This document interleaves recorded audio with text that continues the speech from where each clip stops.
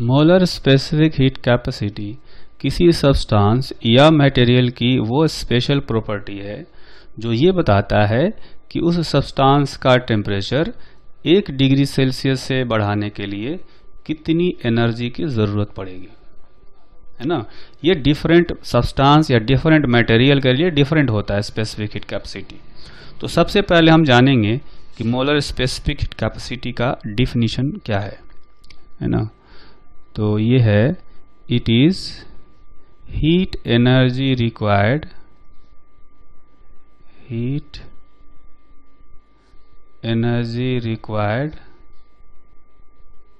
Bye 1 mole of a substance to increase its temperature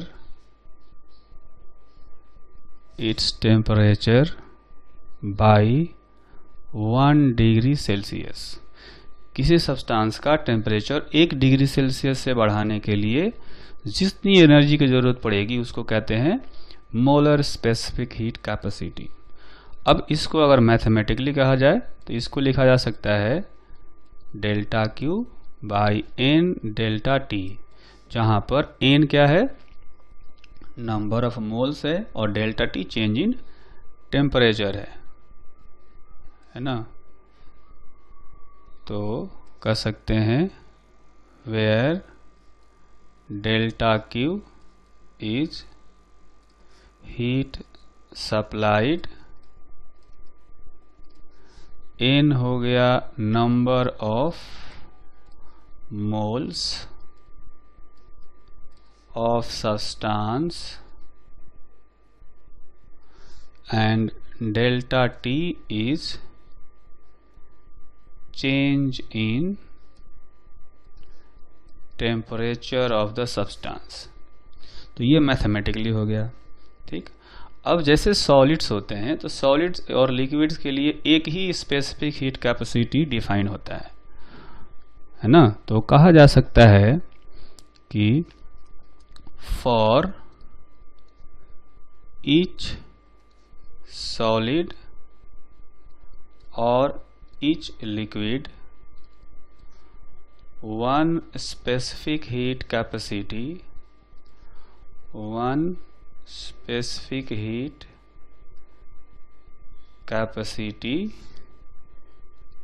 is defined as there is only one way or process through which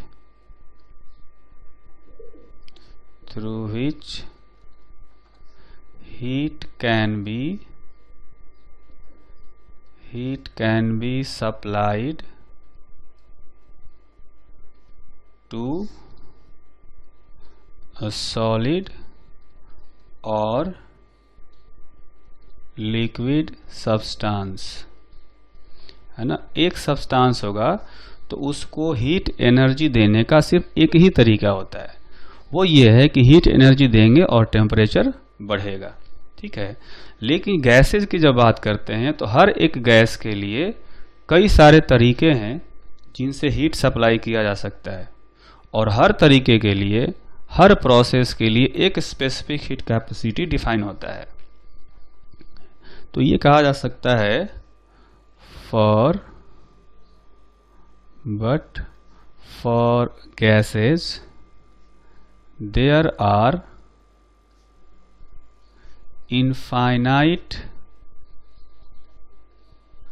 number of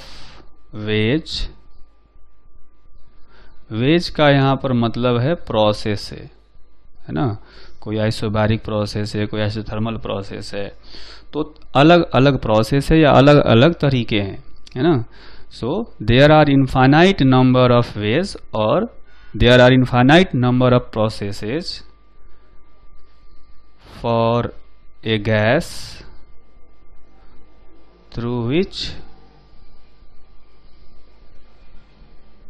through which heat can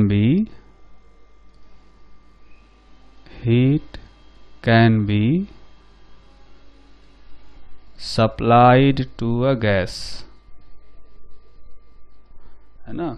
एक gas को heat energy देने के infinite तरीके हो सकते हैं और हर तरीके के लिए, हर प्रोसेस के लिए एक स्पेसिफिक हीट कैपेसिटी डिफाइंड होता है ना।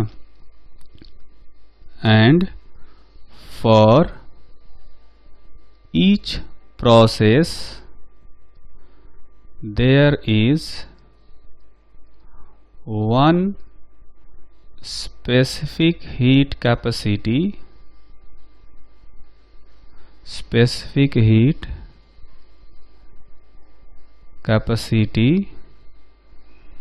defined. So there are infinite number of specific heat capacities. There are infinite number of specific heat capacity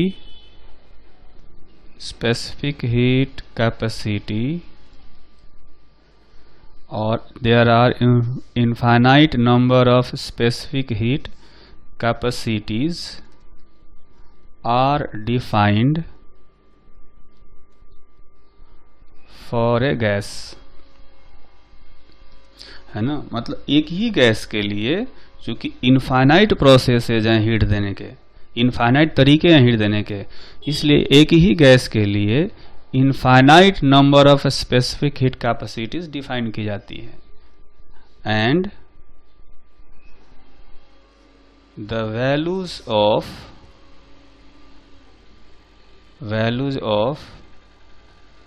these specific heat capacities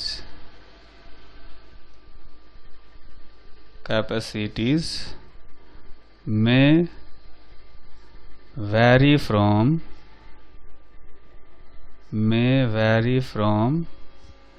0 to infinity, है ना। तो C का जो वैल्यू है, यानी स्पेसिफिक हीट का जो कैपेसिटी है, स्पेसिफिक हीट कैपेसिटी का जो वैल्यू है वो 0 से लेकर के इन्फिनिटी के बीच में कुछ भी हो सकता है ना। जैसे हम बात करेंगे, एक प्रोसेस की बात करते हैं जिसको कहा जाता है एडियाबेटिक प्रोसेस। एडियाबेटिक प्रोसेस में क्या होता है कि इसमें हीट कंटेंट कांस्टेंट रहता है। In this process, heat content of the gas remains constant. That means delta Q is equal to 0. तो स्पेसिफिक हीट कैपेसिटी का जो डेफिनीशन है वो होता है delta Q by N delta T, और ये हो जाएगा 0। यानी एडियाबेटिक प्रोसेस में जो स्पेसिफिक हीट कैपेसिटी होता है वो होता है 0। इसका मतलब ये हुआ कि बिना हीट दिए इस गैस का टेम्परेचर बढ़ाया जा सकता है एडियाबेटिक प्रोसेस में, है ना। अच्छा, जो एक दूसरा प्रोसेस होता है जिसको कहा जाता है आइसोथर्मल प्रोसेस। आइसोथर्मल प्रोसेस में टेम्परेचर कांस्टेंट रहता है। In this process temperature of the gas remains constant. तो टेम्परेचर कांस्टेंट रहने का मतलब है कि चेंज इन टेम्परेचर होगा 0। तो by definition heat capacity is equal to delta Q by N delta T. इसमें T 0 है तो C का वैल्यू आ जाएगा इनफाइनाइट, है ना।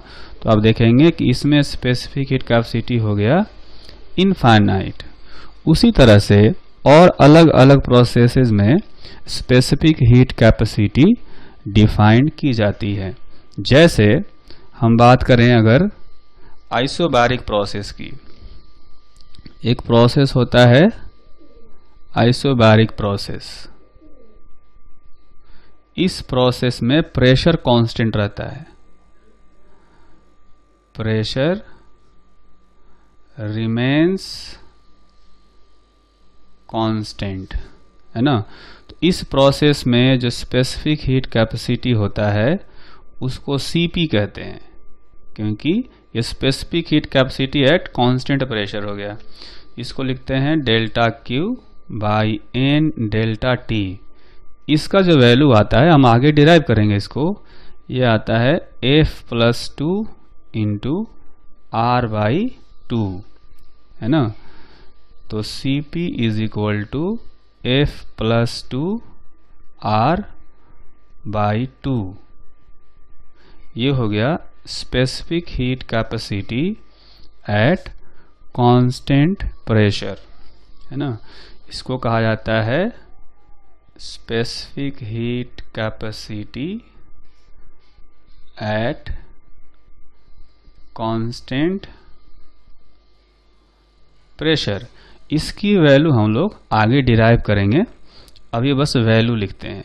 जहां पर F जो है यह है degree of freedom of gas. तो जो गैस है उसकी डिग्री ऑफ फ्रीडम पता होगी तो Cp का वैल्यू कैलकुलेट कर सकते हैं। एक और प्रोसेस होता है जिसको कहा जाता है आइसोकोरिक प्रोसेस, है ना।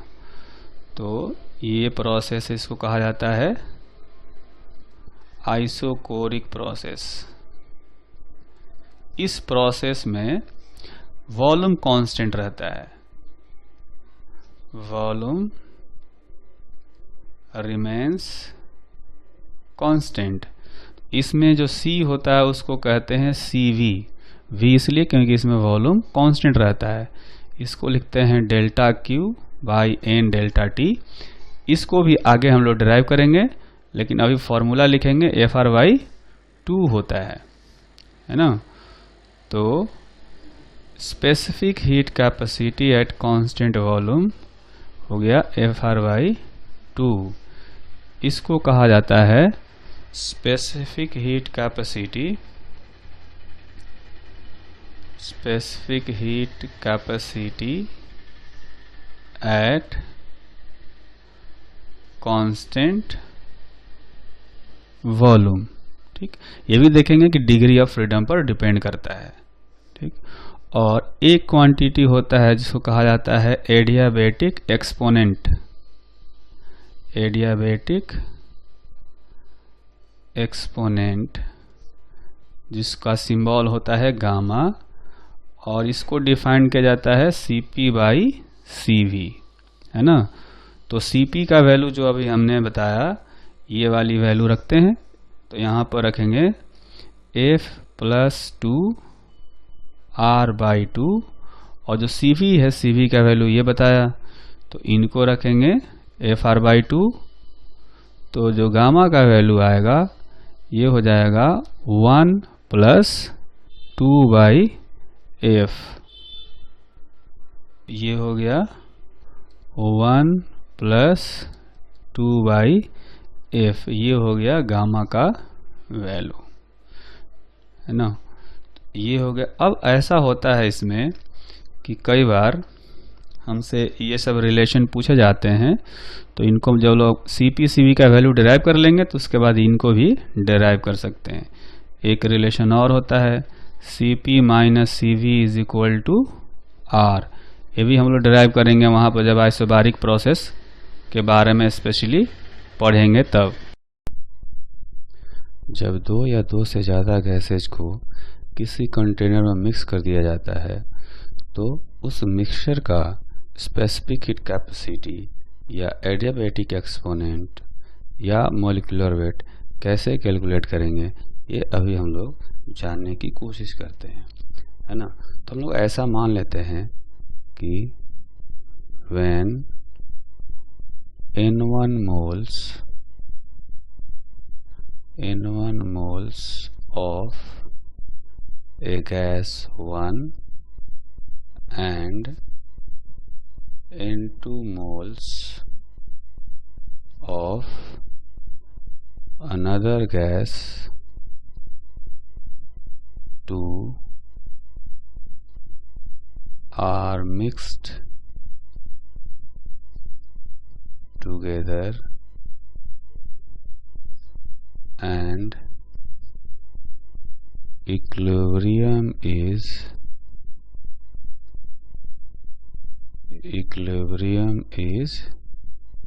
reached।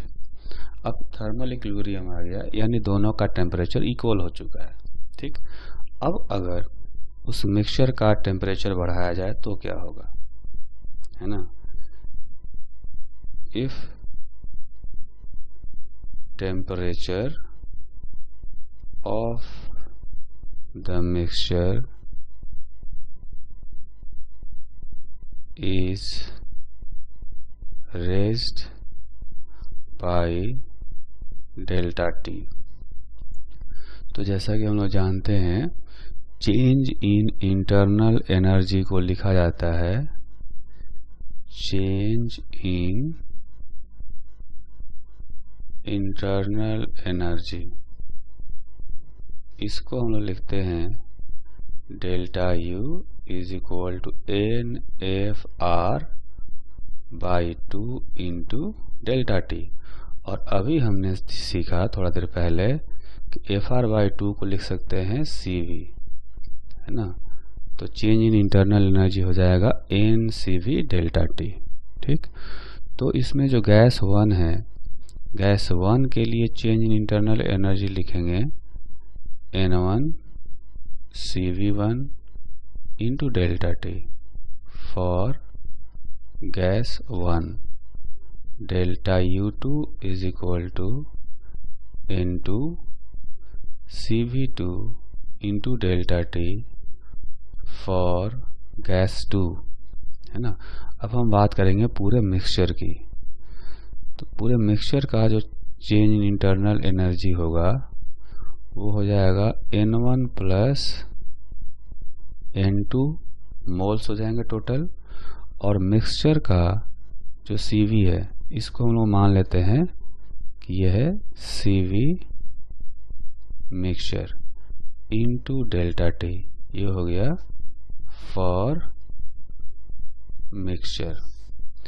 तो चूंकि ये दोनों मिलकर के ही मिक्सचर हैं, दोनों गैसेज मिलकर के ही मिक्सचर बना रहे हैं, और इसलिए दोनों एनर्जी इक्वल होना चाहिए, है ना। यानी कि जो डेल्टा U है इसको हम लिख सकते हैं delta U1 plus delta U2। तो डेल्टा U जो है उसको लिखेंगे N1 plus N2 into CV mixture into delta T is equal to N1 CV1 delta T plus N2 CV2 delta T। ठीक है, तो इसमें देखेंगे कि डेल्टा T कॉमन लेकर के कैंसिल कर सकते हैं। तो मिक्सचर का जो CV आएगा वो हो जाएगा N1 CV1 plus N2 CV2 divided by N1 plus N2, है ना। तो ये जो गैसियस मिक्सचर है उसका स्पेसिफिक हीट कैपेसिटी हो गया at constant volume.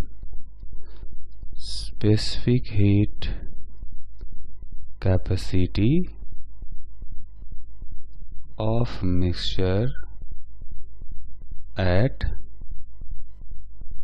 constant volume, at constant volume। तो ये तो हो गया गैस का CV, है ना। मिक्सचर का CV हो गया। अब हम लोग CP का वैल्यू फाइंड करने की कोशिश करेंगे।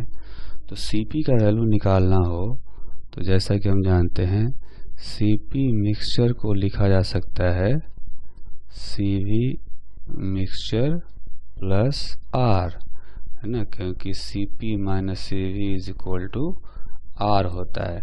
इसका डेरिवेशन हमें आगे करना है, लेकिन अभी हम लोग इसका यूज़ करेंगे इस फॉर्मूले का। तो CP मिक्सचर निकालना हो तो CV मिक्सचर का जो वैल्यू आया N1 CV1 plus N2 CV2 divided by N1 plus N2 plus R। तो अगर इसमें N1 प्लस N2 LCM ले लेंगे तो आएगा N1 CV1 plus N2 CV2 plus N1 plus N2 into R। ठीक, अब इसमें से N1 वाला पार्ट देखें तो CV1 प्लस R हो जाएगा और N2 into CV2 plus R हो जाएगा divided by N1 plus N2, यानी N1 CP1, इसको हम लोग CP1 लिख सकते हैं और इसको CP2 plus N2 CP2 divided by N1 plus N2। तो देखेंगे मिक्सचर का जो CP है उसका वैल्यू इतना आया, है ना। तो ये कह सकते हैं कि this is the value of specific heat capacity at constant pressure, है ना। तो ये हो गया CP ऑफ मिक्सचर। इसके बाद हम लोग निकालेंगे एडियाबेटिक एक्सपोनेंट का वैल्यू। तो एडियाबेटिक एक्सपोनेंट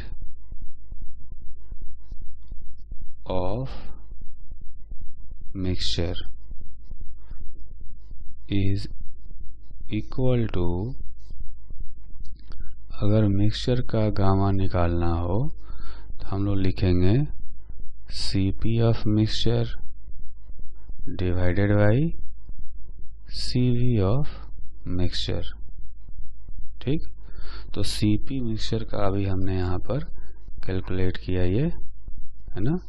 तो ये वैल्यू CP मिक्सचर का रखेंगे यहाँ पर N1 CP1 plus N2 CP2 divided by N1 plus N2। उसके बाद CV ऑफ मिक्सचर रखेंगे। CV ऑफ मिक्सचर जो है वो हमने अभी ये कैलकुलेट किया था, देखेंगे यहाँ पर।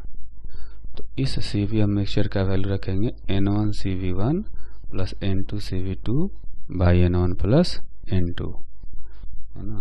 तो यहाँ रखेंगे N1 CV1 plus N2 CV2 divided by N1 plus N2। ठीक, तो इसमें देखेंगे कि N1 प्लस N2 यहाँ से और N1 प्लस N2 यहाँ से कैंसिल हो गया, तो बचेगा N1 CP1 plus N2 CP2 divided by N1 CV1 plus N2 CV2। तो इस फॉर्मूले को फाइनली हम लोग लिख सकते हैं gamma of mixture is equal to N1 CV1 CP1 plus N2 CP2 divided by N1 CV1 plus N2 CV2। ठीक, तो ये हो गया adiabatic exponent of the mixture. Adiabatic exponent of mixture. अब ये ध्यान रखना है कि ये फॉर्मूला यहाँ तक तो ठीक है, लेकिन गामा मिक्सचर को गलती से भी हमें ये वाला फॉर्मूला यूज नहीं करना है कि N1 gamma 1 plus N2 gamma 2 by N1 plus N2।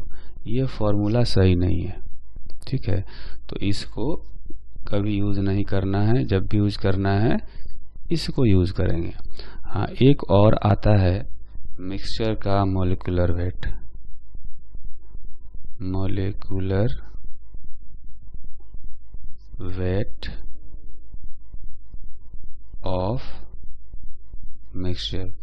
तो उसको भी कैलकुलेट करने के लिए इसी तरह का फॉर्मूला यूज किया जाता है, N1M1 plus N2M2 divided by N1 plus N2, ठीक है। इस फॉर्मूले को यूज कर सकते हैं जब भी किसी गैसियस मिक्सचर का मॉलिक्यूलर वेट निकालना हो। और इसकी ज़रूरत हमें पड़ती है कब? जब हम लोग साउंड वेव का चैप्टर पढ़ते हैं, तो किसी गैसियस मिक्सचर के अंदर साउंड की स्पीड निकालना होता है, वहाँ एम की ज़रूरत पड़ती है ना। तो इस तरह से हम लोग ये तीन जो फॉर्मूले हमने डिराइव किए, चार फॉर्मूले, इनको एक बार फिर से यहाँ पर लिख लेंगे। एक तो फॉर्मूला यही हो गया मॉलिक्यूलर वेट का, एक फॉर्मूला हो गया Cp का, है ना। तो Cp का फॉर्मूला आया N1Cp1 N2Cp2 divided by N1 plus N2, ठीक।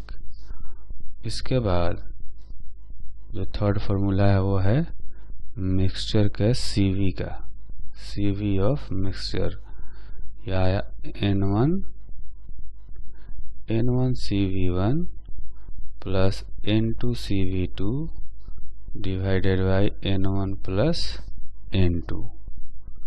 इस मिक्सचर के Cv का फॉर्मूला हो गया, ठीक।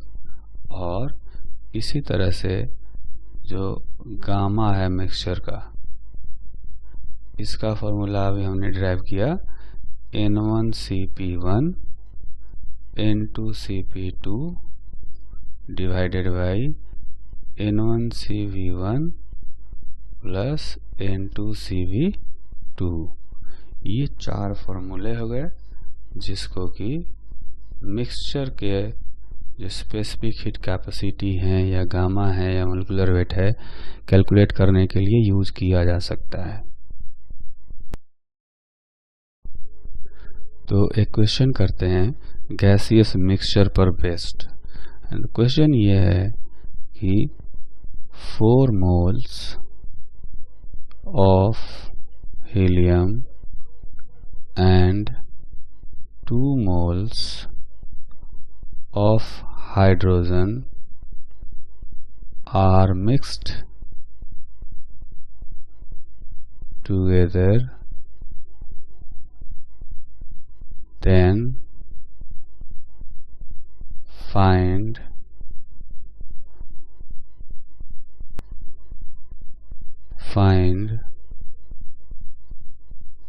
Cp, Cv, gamma and molecular weight M of the mixture। तो इसके लिए हम लोग क्या करेंगे, जो भी फॉर्मूला हमने सीखा उनको अप्लाई करेंगे। तो उनको अप्लाई करने के लिए पहले तो हमें क्या करना है कि Cp और Cv के वैल्यू निकालने हैं, ठीक है। तो Cp जो है वो पहले हीलियम के लिए, हीलियम देखेंगे कि मोनो एटॉमिक गैस है, तो Cp का जो फॉर्मूला होता है F+2 इंटू R/2, ठीक। तो हीलियम के लिए डिग्री ऑफ फ्रीडम होगा 3 प्लस 2 इंटू R/2, ये हो गया 5R/2। और Cp2 है ना। ये हो गया फॉर हीलियम, ये हो गया फॉर हाइड्रोजन। Cp2 निकालेंगे तो F का वैल्यू रखना पड़ेगा 5, क्योंकि हाइड्रोजन डाई एटॉमिक गैस है। तो 5 + 2 R/2 यानी कि 7 R/2। उसी तरह से फॉर हीलियम Cv का वैल्यू निकालेंगे, वो होता है FR/2। F का वैल्यू, मोनो एटॉमिक गैस है हीलियम, तो F का वैल्यू 3 होगा, तो 3R/2 for hydrogen Cv2 = F का वैल्यू होगा 5, तो रखेंगे 5R/2। ठीक, तो अब हम लोग ऐसा कर सकते हैं कि Cp मिक्सचर का फॉर्मूला अप्लाई करके इसकी वैल्यू कैलकुलेट कर सकते हैं। N1Cp1 + N2Cp2 divided by N1 + N2। ठीक, अब देखेंगे कि जो हीलियम है उसके 4 मोल्स दिए गए और जो हाइड्रोजन है उसके 2 मोल्स दिए गए। तो यहाँ पर रखेंगे N1 का वैल्यू है 4 और Cp का जो वैल्यू है Cp1 हीलियम के लिए वो है 5R/2 प्लस N2 है 2 मोल्स, यहाँ रखेंगे 2 और Cp2 है 7R/2, है ना। और नीचे N1 + N2 यानी कि 4 + 2। तो इस तरह से आप देखेंगे कि ऊपर वाला जो टर्म है उसमें से अगर R/2 कॉमन ले लिया जाए तो क्या बचेगा? बचेगा 20 + 14 और नीचे बचेगा 6, तो ये हो जाएगा 20 + 14 34/2 यानी कि 17R/6। तो ये तो हो गया Cp का वैल्यू। Cp का वैल्यू आ गया 17R/6। इसी तरह से अब हम लोग मिक्सचर का Cv कैलकुलेट करेंगे।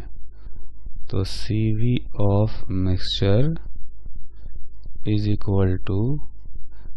N1Cv1 + N2Cv2 divided by N1 + N2। N1 का वैल्यू जैसे यहाँ रखा है 4 इंटू Cv1 देखेंगे हमने निकाला है 3R/2, तो रखेंगे 3R/2 प्लस N2 आया है यानी कि हाइड्रोजन के लिए 2 मोल्स और Cv2 ये है 5R/2 और N1 + N2 यानी कि 4 + 2। ठीक, तो इनको सिंप्लीफाई करने के बाद यहाँ पर भी कैंसिल कर सकते हैं, 2 कैंसिल हो जाएगा और यहाँ पर हो जाएगा 2, तो ऊपर हो गया 6R + 5R यानी 11R/6। तो ये मिक्सचर का Cv का वैल्यू आया 11R/6। अब हमें गामा का वैल्यू कैलकुलेट करना है, तो कर सकते हैं कि गामा ऑफ मिक्सचर = इसमें हम लोग डायरेक्ट यूज करते हैं Cp of mixture divided by Cv of mixture. तो Cp जो है मिक्सचर का उसकी वैल्यू हमने कैलकुलेट करी, आया है 7R/6 और Cv का 11R/6। तो इनकी वैल्यू सब्स्टिट्यूट करेंगे तो आएगा 17R/6 11R/6 यानी 17/11। तो इस तरह से जो गामा मिक्सचर हो गया वो हो गया 17/11। ठीक, ये हो गया। उसके बाद मिक्सचर का मोलिकुलर वेट निकालना है। तो उसको निकालने के लिए जो फॉर्मूला होता है N1M1 plus N2M2 by N1 plus N2। अब N1 जो है मतलब कि हीलियम की बात करें तो उसके 4 मोल्स दिए गए हैं और हीलियम का मोलिकुलर वेट होता है वो भी होता है 4। ठीक, हाइड्रोजन के मोल्स दिए गए हैं 2 और हाइड्रोजन का मोलिकुलर वेट होता है 2, है ना, divided by N1 plus N2। तो ये हो जाएगा ऊपर 16 प्लस 4 डिवाइडेड बाई 6 यानी 20/6, तो 10/3 हो जाएगा, है ना। तो जो मिक्सचर का मोलिकुलर वेट है उसकी वैल्यू हम कह सकते हैं कि 10/3 आ जाएगा।